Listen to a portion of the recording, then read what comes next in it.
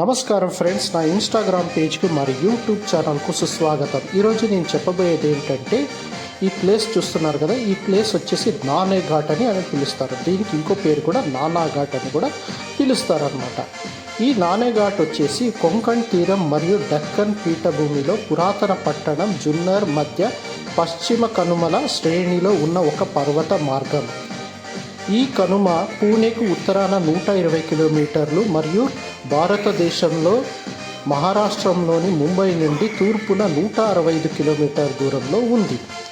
ఇది పురాతన వాణిజ్య మార్గంలో ఒక భాగం మరియు బ్రాహ్మీ లిపి మరియు మధ్య ఇండో ఆరియన్ మాండలికంలో సంస్కృత శాసనాల కలిగిన ఒక ప్రధాన గుహకు ప్రసిద్ధి చెందింది. ఈ శాసనాలు క్రీస్తుపూర్వం 2వ మరియు 1వ శతాబ్దాల మధ్య వాటివి మరియు శాతవాహన రాజవంశ యుగానికి ఆపాదించబడినాయి.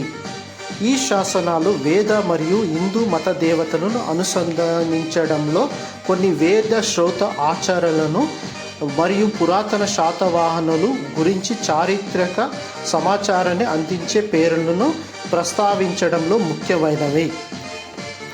ఇలాంటి మరెన్నో విషయాల కోసం నా యూట్యూబ్ ఛానల్ సబ్స్క్రైబ్ చేసుకోండి. థ్యాంక్స్.